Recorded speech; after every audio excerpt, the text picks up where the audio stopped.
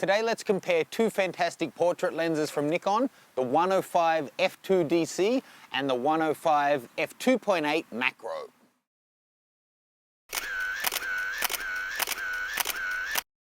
Okay, now these two get compared regularly because they are the same focal length, they both offer fantastic portrait abilities, but they also offer something extra. So the macro, obviously, or the micro as Nikon calls it, offers you VR and it offers you the ability to get a true one-to-one macro. Not all macro lenses out there actually do macro. And then the 105 DC gives you DC, which is something that there's not really many of them out there. And this one is fantastic. I own this one. I absolutely love it. I don't own the macro. Thank you to viewer Sean who loaned me this one because he wanted to see the comparison. So let's get a close-up and I'll run through the specs. Okay, so putting these two side by side, you can see they kind of look like they're a comparable size. The macro looks fatter. This is the macro on this side, but they're actually incredibly different inside. So first off the bat, they both feel really well made.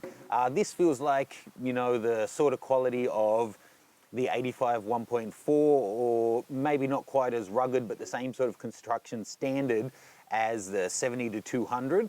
Whereas this one is in a different ballpark. I'm not saying it's necessarily better, but there's just metal everywhere. It's kind of powder coated metal.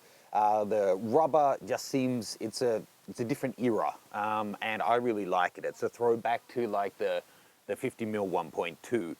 Now, both of these have a 9-blade rounded aperture, which means it's going to give you nice circular out of focus areas in your shot. And looking front on, the macro is a 62mm filter thread. The DC control one is a 72mm.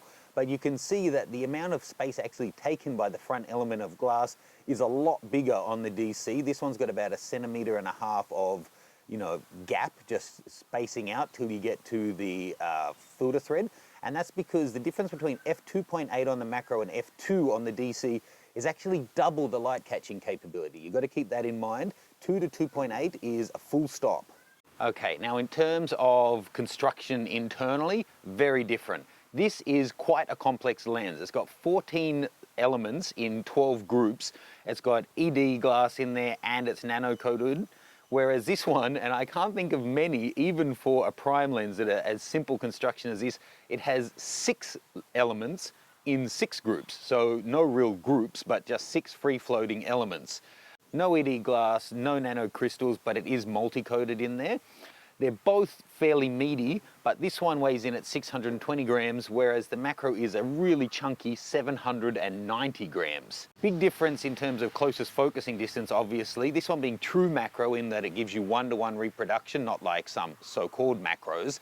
This will focus down to a foot. This one, the closest focus is 3 foot away. Looking around the lenses, this one still has its aperture ring, so you can use it on older cameras that require that. It's got a locking ring here to switch from manual to autofocus, and then the defocus control, which is something quite unique, and I've talked about that in some previous videos. The macro doesn't have the aperture ring anymore, but it's got the manual auto switch, full or 50 centimeters to infinity focus. So if you're not doing macro, you can switch it to the 50 to infinity, it'll focus quicker, and then VR. It's version 1, but I understand it's quite good. Now, surprising thing for the macro, because it is so well built, this one's actually made in China. Since 2008, they've made these guys in China, whereas this one is still a full made in Japan number. Now, they are both extremely well built, and I'd be happy to say that they both seem to be great value.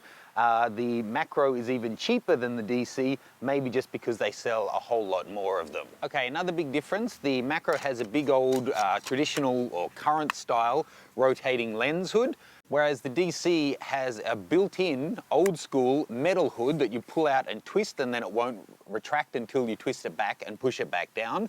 And it's felt lined as well. It's just a different sort of style of shooting. Considering the focal length, it's not that long, but remembering the glass in this one actually starts around there. So it is giving you about close to that amount of coverage.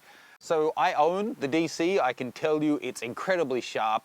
It's surprisingly quick to focus, and the out of focus areas are just gorgeous and really quite unique. I haven't used this one extensively, but I understand the performance is really, really good. Obviously, you get the added benefit of macro. So I can see why people would be torn between which one of these they should buy. They both offer something unique to the game whilst being a great portrait lens, potentially. So I'm going to head out over the next 2 weeks and take lots of sample shots head to head so you can compare these side by side and make your own comparison based on the images. If you've liked this, please subscribe, share it with any friends who might be interested, and jump onto that nikonguide.com. You can sign up to our mailing list. Thanks, and I'll see you soon.